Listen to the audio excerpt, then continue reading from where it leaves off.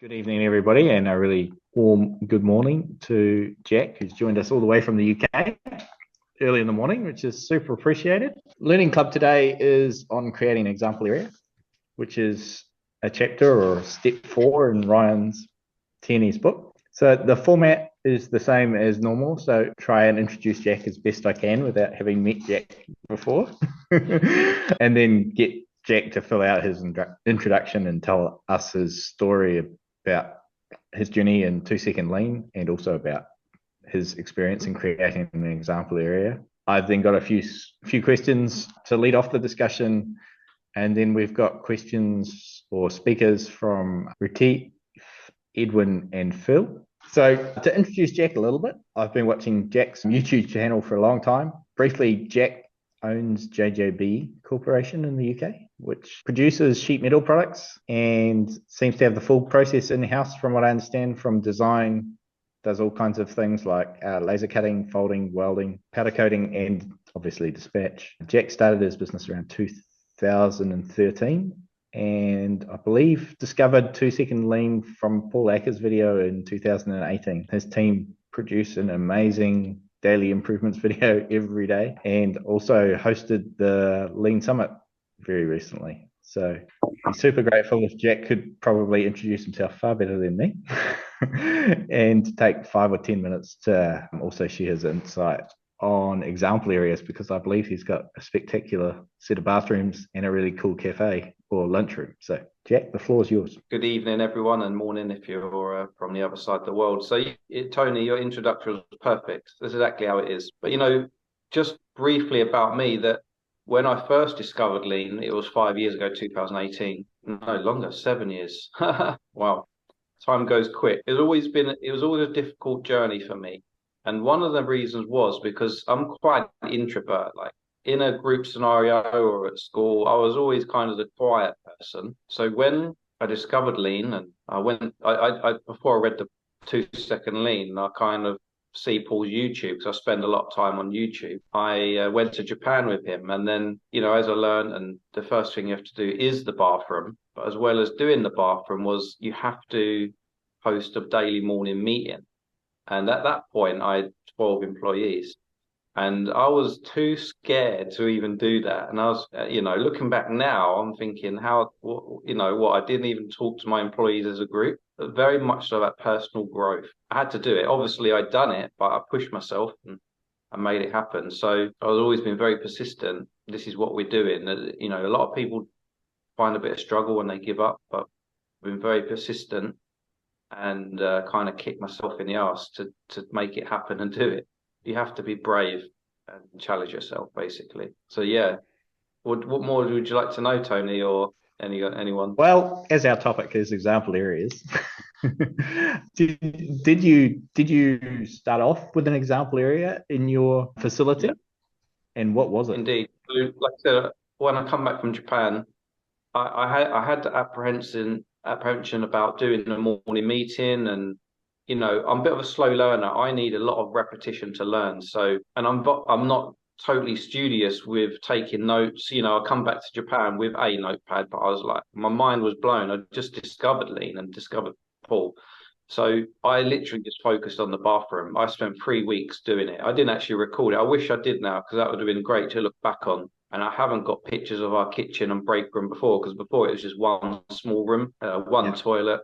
And I think we had an old sofa in there, which was all like dirty and horrible, and not the light wasn't very good. And when I got back from Japan, it was like respect people.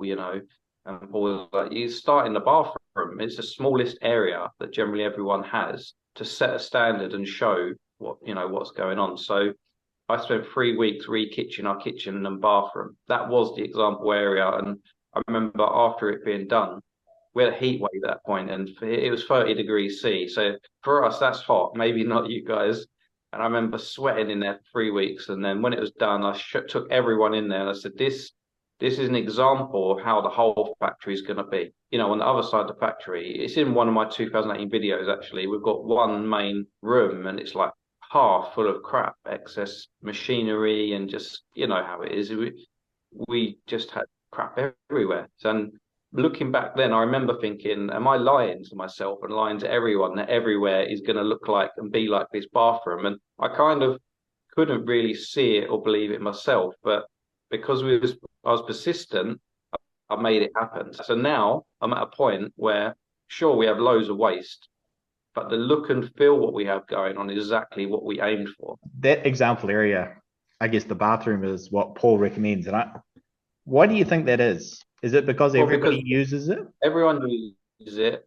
It's the smallest area. It teaches everyone you got to respect the Kanbans in the small area.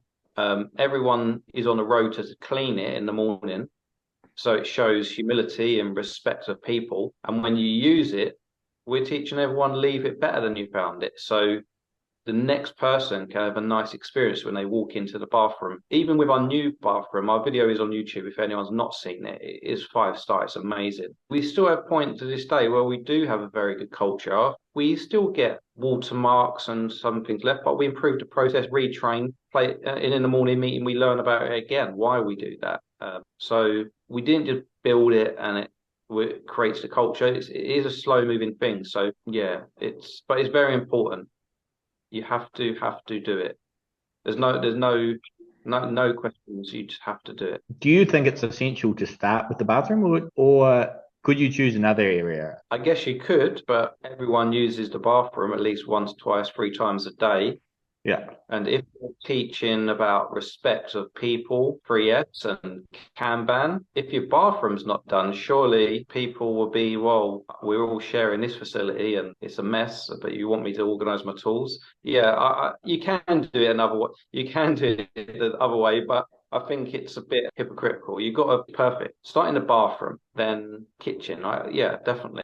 Every company that starts a lean journey, they skip them parts. It's been proven their life's going to be a lot harder to implement it. A lot of companies think they're lean, where the upper management will roll out tools, shadow balls all around the factory, and do a few meetings and say, yeah, we're lean now, and they haven't got the culture, and that it frustrates me.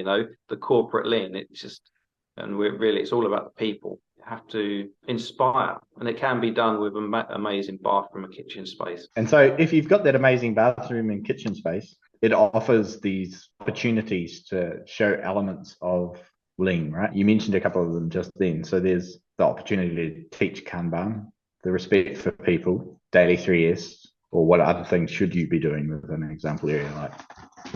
Well, you can use it as a training ground for new people. Everyone's on a journey within their lean journey. So maybe if you've been doing lean a year or two, you've still got areas where it's not ideal and, it's hard to train when you have a new person in a slightly non-standardized environment where the tools don't have a location and there's no SOPs or something. But at least you can take them directly to the kitchen bathroom and say, look, this is our model. This is, literally a training ground. Then you say, this is what we need in the rest of the business or factory. This is the bare minimum we're going to be doing, because obviously there's much more waste in factoring. So we've got a lot of waste in the defects, and so that's the later part of the learnings. All the 8 wastes. We're focusing on making someone's life better and easier in the bathroom or kitchen. There are others with plenty of questions. So Retief, you were first on my list to ask a question. So the floor is yours. Thank you, Tony. You've just put me in the corporate lean box because we didn't start with our bathrooms. So it was a bit of an eye-opener now for me that we've done lean in our bathrooms and stuff, but we don't have a schedule and that we all clean it. But we've got a few Kanban cards in there, and we just had a meeting. I love how you pointed is about respect for other people, etc., in the bathroom, because we actually just addressed it in our morning meeting yesterday, how people are actually not leaving it the way they should or leaving it better than they found it. So I'm going to need to make a few changes because you kind of answered my questions as well. But I read in the chapter that Ryan Tierney used he took a part of his factory, and you talking about the bathrooms, to use that as an example. My question when I read the chapter as well is like, I understand the bathroom and stuff. It's easy to start with and we get all those things. But do you think he was talking of a a little bit more advanced example area to get physical tools for lean shown better? And do you think these kind of things, like example areas, can be implemented at different stages of your business, different stages of your lean journey? Yeah, I think definitely. But if you made an amazing, say, lean cave, with all the tools and equipment to do improvements as an example area, you would hope your trainings would be strong enough to let your team go improve your kitchen bathroom. That is possible. But in my eyes, I've found it easier to put one foot forward. So I myself, and I take my top improver guy to come, and he will help do all the Kanban, and really we put a lot of effort in to make it absolutely perfect. Example area, the kitchen, bathroom. Whereas people in their individual work areas, they will generate a Kanban system. They'll go to the office to meet with Jake, the guy who does all our labels, and then they'll work together on improvement. I won't even be involved, so it will work. The results might be a bit slower. If you're in it for the long term of building the culture, you have to do the kitchen bathroom first to the maximum, in my opinion. We're in a very, very fortunate position. We actually literally just hour before the meeting had office admin lady accept the role so that's going to take a whole load off. And one of the roles we want for her is to read both the books about Ryan and Paul, but we were thinking also to help her. As you know, we've not done it 100% correct starting there, but we want her to work out the processes and systems and how to clean the bathrooms and how to set up the schedule as a process for her to also learn lean. Do you have any advice for us now that we're trying to start from that area, but we're a year and a half down the journey already? Well, in my opinion, so obviously I'm the business owner, but I'm very, very much involved in all of that stuff. We had to make an SOP on how to clean the sink and how to clean the bathroom. Yep. So that was me, that's me with the spray bottle and cloth in the photos, to be like, this is how we're going to do it on that. As a leader, I think it's very important that the team will see that that's me and I'm doing it and I'm setting a standard. So that's one thing I could recommend. Maybe you want to get involved in doing that. Yeah. So your team, is that you've not just delegated it to someone else. Yeah. It might be more serious if they see you fully engaged in that project. They'll really feel it, like, oh right, this is, you're taking time out of your schedule to deal with that, which most people just disregard. It is what it is, bathroom, whatever. But if they see the owner or top management in there, they're going to know this is a change of weather or whatever's going on in your facility. Yeah, it's taking it a bit further than just putting us as the first on the schedule to to clean. So yeah, you have to take it to the max, 100%. And we recently introduced cleaning teams. So before we used to have one person on a rota or two people, and when it comes to even my turn, I was in the morning, I was like a bit not down, but I was like apprehensive. Oh, I've got to do bathroom today. So what we done, we developed 3S teams. So there's about 4 people in each team, and they're all given a color. So I'm in the green team. We've all got a color, and then there's one dedicated team leader. So in my team, it's not actually me. And then every day we look at a chart, and it was, say Monday, and the green team is going to the kitchen or do the bathroom or clean the yard or clean the forklift. So as a team, as a 4-people team, we go to the bathroom, and that's been very, very good, actually. We know it could be a job with 1 or 2 people, but if you're in that team, it's much nicer, and there's 4 of you to spread equal out the tasks. You're in and out in 5 minutes. It's worked very well, and I know some other people in the lean world have replicated that, and they've got good results too. So I think the 3S teams is a really good way to do it too. Yeah. Well, thank you, Jack. We'll upgrade our example area. Yeah, go for it. What is your product? What is your business? I can see a facility out the window. What's out there? We supply cabinetry cut to size for cabinet makers. Okay. We've got an online platform where they can order all the different size cabinetry, so they can get it flat pack or assembled from us. Yes. Yeah, I love it. I just love manufacturing. Like that's what makes me wake up and go in the morning. I love the, raw material to finished product. I don't know. I just thoroughly enjoy that part. Yes, it is. It's awesome. Thanks, Retief. We might move Yeah. on. So the next person with a question was Edwin. Jack, it is so good to see you again. It feels like it was yesterday that I was over there in the facility. It honestly just blew my mind to be at a facility like yours that it was just at that level. And yeah, we walked away from that summit with just so much inspiration in that. So my question for you is, a lot of things in the lean community, we talk about use your head, not your wallet. Can you give an example of how you did that in your example area, using your head, not your wallet? So I'm quite creative, so I'm fully engaged in what we're doing. If some people don't have that ability, which is fine, but I like to do the job myself. I don't know, I enjoy it. I enjoy collecting tools. Milwaukee brand is my favorite. So whenever I project, like the kitchen or the bathroom, which we done recently, actually before the Lean Summit, I got exercised my tool buy-in hobby.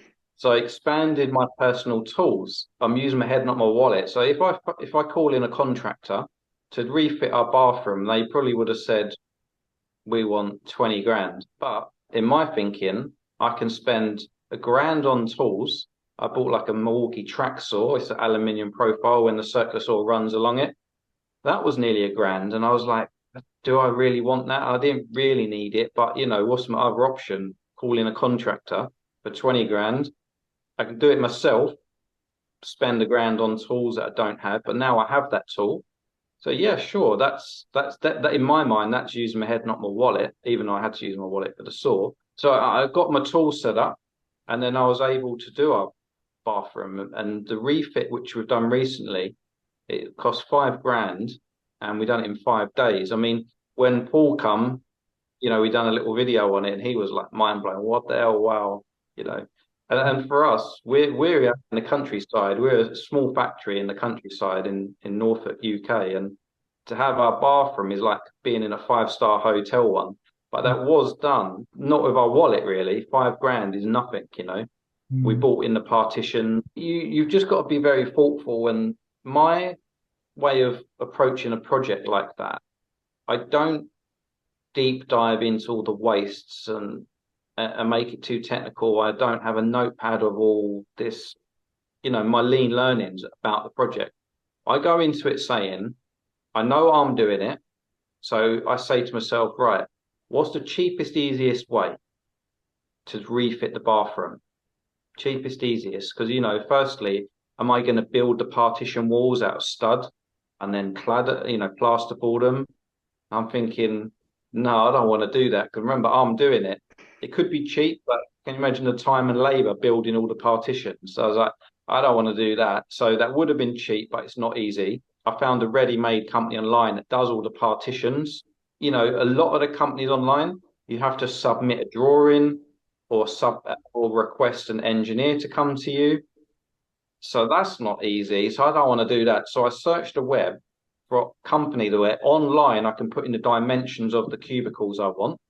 Found the website. That was 2.5 grand. So it's not really cheap, but it's definitely easy. It was going to arrive, and I literally bolt the partitions to the wall on the floor and install the doors on the rail, and that is the full set done. So that class is easy. So with because you did your bathroom initially and then later on you did it again, and you saw the value of putting in a bathroom because it shows respect to everybody, creates a training environment. It puts lean in the forefront of everything. How long did it take after you did your first bathroom transformation? Did you see that effect coming into that into your culture, your lean culture? Yeah, I did, but although very slowly. Unfortunately, humans being humans, sometimes you think people understand straight away, but they don't. And I was guilty of that in the beginning. I assumed people knew what I was doing. Because in my mind, it was clear as day. I've been to Japan, read the book, doing the bathroom, and I tell everyone this is because of this, and we're going to do this because of that. But still at that point, I clearly didn't make it clear enough in my words and actions that this is what we're doing. You know, we had 2 years of trouble after we started. I couldn't get nothing to stick, you know. I found the formula now. I'll talk about that later if you want. Yeah. But I had 2 years of non-engagement, and I had a hard time. And so, yeah, we had a lot of disrespect in the bathroom still, but we learned how to deal with it. So for us, it was a learning journey too. So it's not a instant fix, but it's definitely has to be done to get you on the right direction. And if you say you're a company, so I work with Trevor at the moment, you know, putting lean into building a lean culture into his distribution business. So they're not manufacturing anything. And we've started with the bathroom, although because we're moving to a new facility, there's going to be new bathrooms there. We've just basically cleaned the bathroom, but we haven't done anything new there. But we found that some people are still not understanding why we're doing bathrooms and that. What can you say in that instance? Like, how do we, you know, and this is like the management. Some of the management are like, no, why are we cleaning? I've got so much work here. Why am I cleaning? Because training, you're training in a daily routine. It's so important because if they can't stick to, you know, how long does it take to clean a bathroom if you really wanted to do it quick and really was actually engaged in it? 5 minutes? Everyone's got the same managers, no doubt, have got 5 minutes to talk about football to their colleagues. So if someone's really against it in that way strongly, if you can't change them, get rid of them. Like, to me, it's clear as that. Like, I think that's my answer. Like, we're all guilty of saying, "Oh, I'm too busy," but if we really want to do something, we always find the time. Like, everyone's got. We all waste 15 minutes a day doing, and we all know about it. Taking extra long tea break or talking non-work related nonsense to someone. Everyone burns 15 minutes. That could be put to use doing something productive. So if you can't, you have to change people's mindset. If not, you get rid of them. Yeah. So if like Tom Hughes says, change the people or change the people. But it is, you know, I know for like Trevor, it's very difficult because one of the best people are not fully on board, and you know, we're only 3 months in the journey, so it's still early days. It can be, that situation can be fixed with good words from a leader.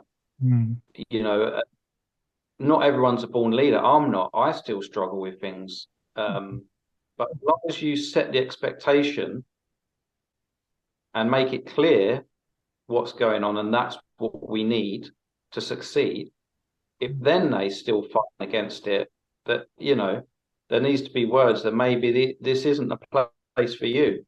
We need to do this because we want to install respect to people. We're training to make sure we have routines in our lives. If they don't want to join a routine, clean the bathroom, have they got a routine to pre-S their email inbox? You know, if they're happy living in a world of chaos, let them go work somewhere else. You know, I'm saying these words, I'm not perfect. You know, some days my email inbox is backed up. My WhatsApps are backed up and I'm late to get back to people. You know, it happens. We're human, right? But as long as you can admit that is your fault, then you've got something to improve upon.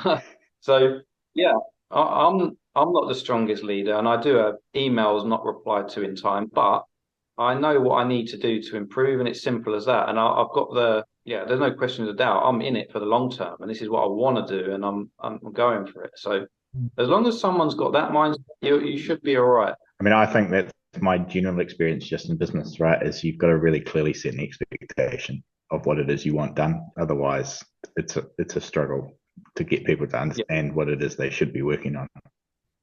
Exactly, and that's why leader at the top, fully engaged in making the example area, i.e. kitchen, bathroom, is world-class, premium, it's got to be the best ever. And then that is setting the expectation for everywhere else. In my mind, it makes the everything a lot easier to teach, train, and show. And then if there's problems, you stop the whole factory or whole company and go, let's look at it. You know, do you like that? Would you do that at home? let's not do it here. We're wasting time here when we should be focusing on serving our customer. We can't get this right. How are we going to make our product right and follow a standard and deliver quality to our customer? And then, obviously the customer won't trust us because we're giving them poor quality, or because, we're not following standards. It's all a long going effect on each single thing. That's why we have to get it right. You have to. Point really well made. I've got a question from Phil. Phil says, Jack, I followed your journey from your very first YouTube video. You came back and created the lean breakroom recently, presumably one of your example areas. How long after starting lean was this, or was this at the very beginning? And did this change the attitude of your team, or not at all? I ignored every other lean learning and I just went for it, because I like seeing things change. So before I think I didn't even break down the learnings to everyone at that point. Obviously, I didn't have a deep understanding why I was doing the bathroom properly. That was all on the journey of learning it. So when you're a non-lean company, you've got employees there that are just there for a job. Everyone wants to get paid, but they're just there for a job. What tends to happen, in my opinion, and a lot of people might agree, after really doing lean and really, if you're doing it right, you probably lose half your workforce, because half the people are not cut out for putting that little bit extra in. And that seems to be a common thing. Everyone that's really pushing hard with a lean journey in the beginning does lose people. And I guess if that does happen, you're on the right path, because you really do have to find people that want to learn and engage and improve themselves. Yeah, it's all simple, but there's many kind of avenues you can go down, which in my opinion are dead ends, and you've got to back up. And then, I think I've done a lot of them over the years. You mentioned that before that you found what you think is the formula, and you could share a bit more about that. I'll be brief. Basically, it's just we were struggling for 2 years, couldn't get any traction. Later on, I learned that I was sending everyone crazy with my long morning meetings. So at that point, we would do a rota, but then I would do the lean learning, and I would talk in depth or about, say, Toyota's TPS. And at that point, we still had people's work areas, drawers and cabinets just full of crap, not needed for the job, tools not needed for the job, people struggling to do their job, no clear standard, no expectation. And there's me going on about TPS and the pillars of lean. I didn't realize, but everyone was getting bored. They were itching to go do their job. And just by chance, I was on a lean group, and there was a guy, Alex Ramirez, in America. I didn't know him at the time. And he started uploading videos every single day of 3S of their factory. Like, it was really dirty and oily to start with before. Then after, all cleaned, or rusty old machine. Then the after would be nice, nice painted. I was like, and it went, I remember seeing it for 3 weeks every day. And I kind of like, who the hell is this crazy guy? Like, I noticed after 3 weeks these daily videos, and we watched. Then I was like, oh right, I just realized, the power of that before and after picture or video is so strong. So we watched them videos in our meeting for about maybe another week or two every day. So that was our lean learning. I stopped talking about Toyota and the deep learnings of Japan. So all we done was watch that video. There was no real conversation after each video. We just watched the video for about a week or two. And then I said, right, guys, we watched these for the last week or two. We're doing that here now. So take ownership in your work area. Literally get rid of the crap. I want before and after pictures or videos. And that is the turning point right there. I stopped the learnings to be so deep. We focused on 3S and doing the before and after photos at that time. And then everyone would put them onto the WhatsApp group. Then I would edit that into a video, and then I would do a voiceover narration, being grateful, thanking everyone, what a great improvement, and then sharing it on YouTube. And that is the magical turning point. Sharing everyone's individual improvements, so that gives people a feeling of importance, because at the end of the day, we're humans. We all like to feel important in some way or the other. yeah, at that point, I remember Phil Ruby commenting on our videos, 2018, 2019. I remember showing everyone, like, look, there's this guy in New Zealand. And I was like, wow, cool, look at that. So that in itself, sharing the improvements to see other people benefit across the world, that's much more beneficial to my team as to get them more inspired, probably then my deep learnings about Toyota.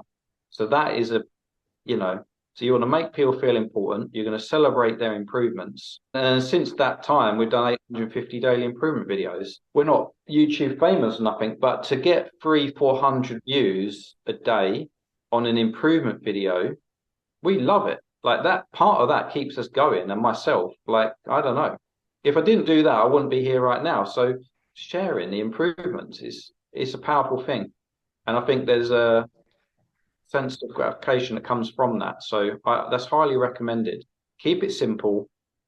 Before and after photos or videos. So we've just 2 months ago, as our Lean Summit here, we had 50 people come from all around the world. There was guys there that were very well known in the lean world, in the community, and I perceived them to be like doing a great job. And then after being here, they've gone away and quite a few people have started to do the daily improvement videos and photos, and it was fantastic that we've inspired that. But I was surprised to see in their daily improvement videos, they still had the drawers of crap. So when you're videoing it, making it public, I think there's an aspect of I best do it a bit better, So some guys, in the lean community, which are not sharing videos publicly, they've probably all got drawers of crap that should be 3S. So when you make it public, it kind of, you set an expectation on yourself that, right, all my stuff's publicly in view. Deep learning, the 8 waste and all that, 3S for a year, like even 2S, sweet salt. Don't make your life hard, That's the other learning that, and if I was doing it again, you have to start very slow and small. Knowing what I know now, I would have come back from Japan, done the bathroom, and then said, we're going to be rolling into this thing slowly. It's going to take 5 years. But we need to start with sweet salt in the factory. There you go. And everyone would go, oh yeah, I understand that. But instead, I was doing deep learning about Toyota, hoping people would grasp the aspect, but they didn't. So that's my advice. Go in simple, go in slow, set for the long term.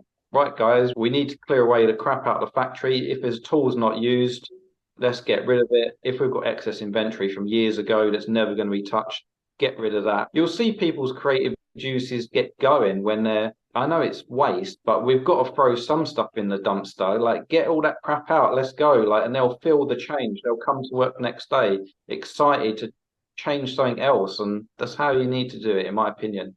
Jack, so when you saw that, you had that epiphany of a before and after video, how many of those before and afters were you doing? Were you doing one every day, or were you just like, okay, my team's got to do this and got to do it all? Made sure that I'm fully involved in it. And even at the moment, so a bit about me, sometimes I'm on fire, like I go wild, and then I'm like, low, so at the moment, right at this time, I'm on a bit of a low. I'm doing improvements, but they're like slow burning ones, and I'm just getting my brain in gear. So sometimes I don't post a daily improvement, and I feel extremely guilty about it. But ideally, we need to make sure as a leader, you're fully engaged and are making improvements. You have to. I was just saying, so you commented as well with the video, you made comments on it. Good job, Tom. Good job. Alex, all this on there. Why is that so powerful? Like I said, the person doing it will feel some sense of importance that the improvement was worth doing. And generally, they'll go home happy that they're getting recognition for improving something. It's important. And especially so when it's someone from the other side of the world. So learning that now, if I see improvement videos, generally I try to comment on them. I think it's very good. Harry, would you like to ask a question, or are you good? Yeah, just really wanted to say thanks to Jack. I've been watching your improvement videos for a very long time now, and yeah, just been really enjoying them, and they've been very, very inspirational for many things. I even made my own lean labeling station the other day.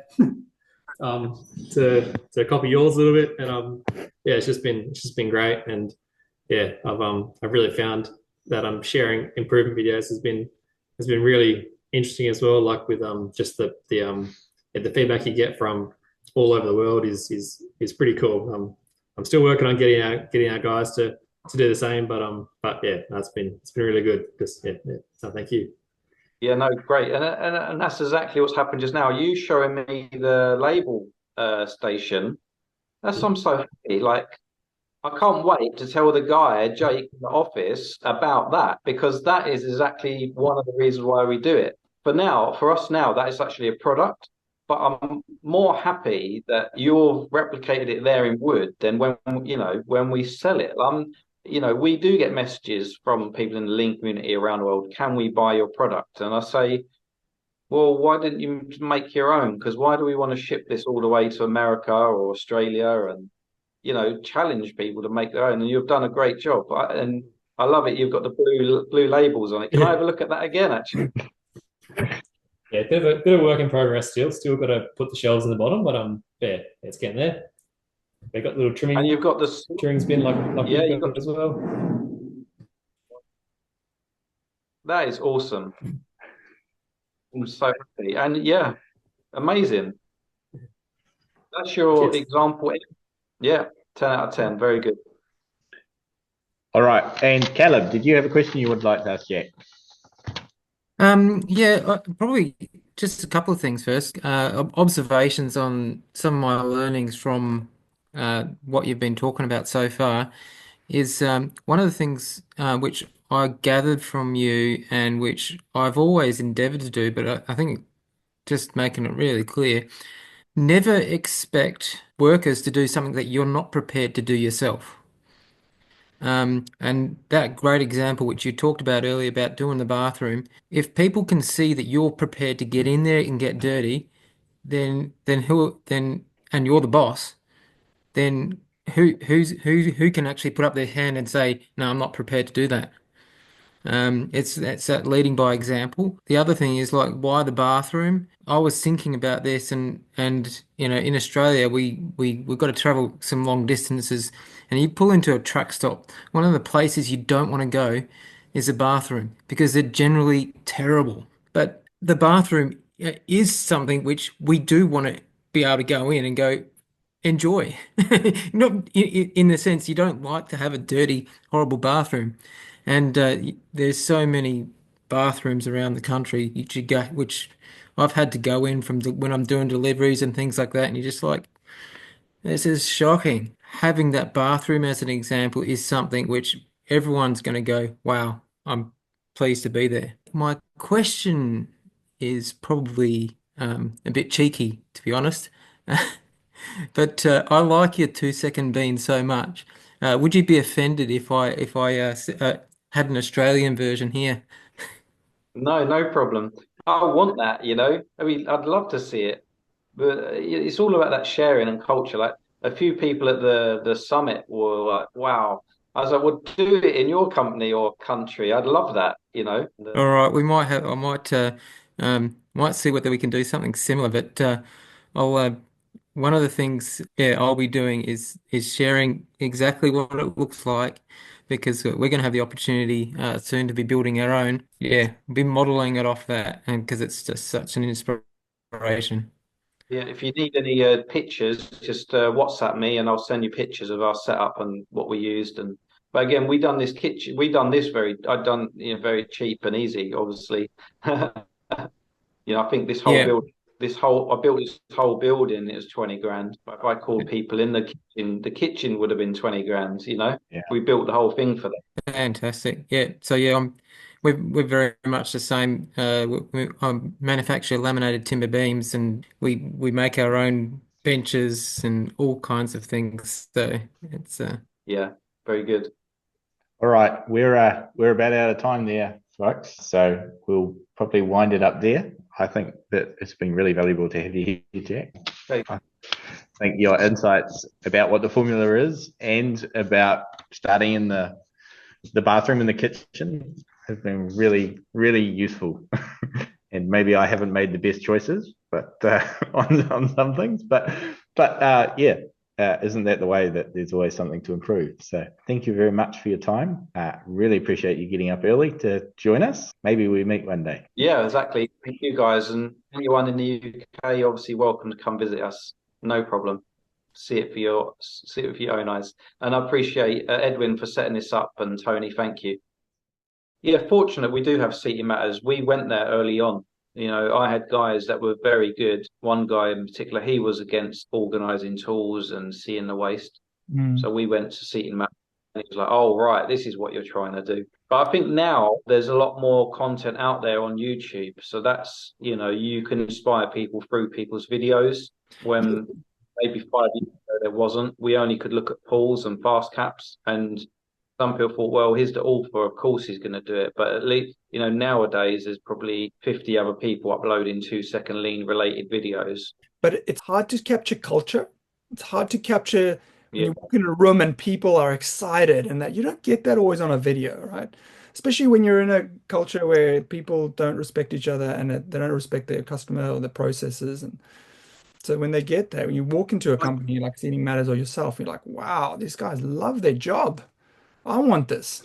I've always made you think about making a video about this. So it's our perceived faults on someone. So like, you know, in my mind, Seating Matters like there, boom, no problems, and fast cap like up there.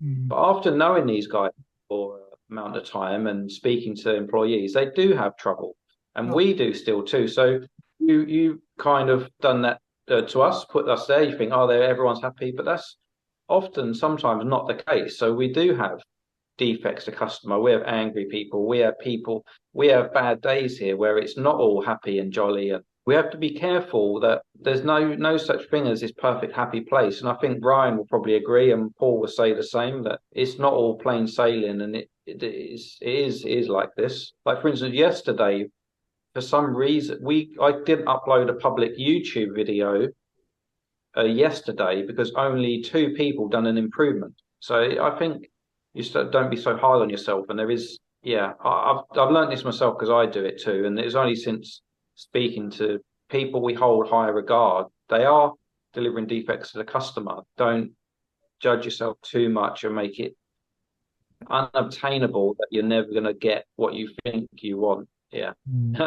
Good advice. You've got to think like that, right? You're in a production environment where I think you're lucky, yeah, because you build the same thing. I live in an environment where we engineer one thing once, and if we're lucky, we do it 2 or 3 times, and it's fraught with problems because every time you're building it for the first time, and we're all human, yeah. And so there are always mistakes, and you just hope that they're not big mistakes. But occasionally get one of those too. And so, yeah, it's really training the mind on how you react, because, you know, you've got to train your guys that, yeah, okay, bad thing happened, and we're here to fix it for the customer as best we can now. And that's got to be your attitude rather than being down on you and the team because something went wrong, yeah. Like we done so much last final improvements before the Lean Summit. So the last 3 months we went turbo mode and done so much, and it has been difficult to get going again on some of our larger improvements, because it feels like we climbed a really steep mountain and now we've been on this flat bit, and I'm struggling to get a foothold again. We've got some things going on, but nothing like it was before. Jack, you know what's missing? Your next What's goal. that? Your next goal.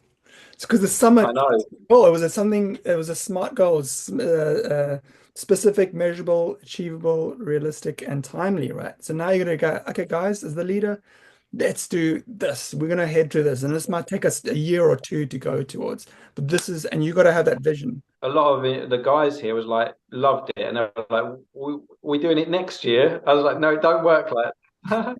So I was thinking maybe like, I don't know, we need to do a yearly event or not. One idea, I don't think I'll do it, but you know, we get lean tour requests. I was thinking, let's not do lean tours. Everyone who asks for a lean tour, let's do a summit next year. Everyone wanted to lean, it could get bit crazy. So I don't know. Got a lot going on. I think we've probably changed a lot of stuff since the summit, but it doesn't. Yeah, we got to set a goal. I'll set a goal. Set a goal. As a leader, you got to set the goal, and it's got to be just out of reach. There's got to be a challenge, but also Yeah. not something unrealistic, like going to the moon or something. Well, personal goal. I'm gonna, like I said, I'm moving my improvement videos to our JJB channel. So because what happens is, who wants to look at my more detailed learning content, it's in a sea of improvement videos every day. So we're going to split them out end of the week or next week. And then on my channel, I think a regret I will have in 10 years, my regret for the last 10 years is that I didn't make enough YouTube videos because I really enjoy doing that. Because it's grown as a person and it's nice to look back on. So I want to make sure that in 10 years' time, what will be my regret? I don't think it would be anything about business or financial. It will be about that I didn't make enough videos to teach other people and do fun stuff. So I'm going to try and do more videos about, I might lean slightly into good business practices, but in a fun, entertaining way. Because I think the problem with lean, that more people don't do it, is because the name. So they have to learn a new name and the meaning. They're like, what's lean? Like leaning on a wall? Or, it can be turned into something that they think, oh, because I don't understand the word, I'm not going to watch that video or learn. So I haven't found the new words to do that yet, but I think a few targeted videos might get more people involved in what we're doing. So that's always a thought that we should be thinking about. Like, think how inspirational Paul Akers is, right? And think of all the fantastic he's ever said. When he's only got 20,000 subscribers on YouTube, it pains me a bit. I'm like, he should have 1 million people, like, but he doesn't. I think if we ask why is that? Probably because maybe the word lean is not entertaining enough and someone's got to learn. So you probably don't search for that either, right? If you're looking for something, you don't search for that. No, and people only stumble across it by accident. Like a lot of us have stumbled across his tour video that he done a long time ago. So that's what I've been thinking about and working on for my personal goal. I don't know how I'm going to do it yet, but I'm going to try something. I don't know. There's an aspect of you need a bit of a clickbait title and thumbnail to get people in, but then maybe we'll find out that there's not that many people that actually want to improve what they do or improve themselves. So we'll see. But the core comes always to how do you treat your people? What are your core values as a company? Yeah. Your purpose as a company. And if that's clear and your leadership is clear about that, other things fall into place because there's the road marks, I guess. It's the whole we've improved our onboarding of people as well. So now we're doing week 5:30 on a Thursday, like I'm doing we watch a video and then we'll discuss it, and then the new people have to tick off on the sheet they've had that particular learning. We've got like 10 subjects, starting Kanban, 3S, keep the rope tight, and it's proving quite good actually, because we had no standard for it, so we didn't know what person had learned what.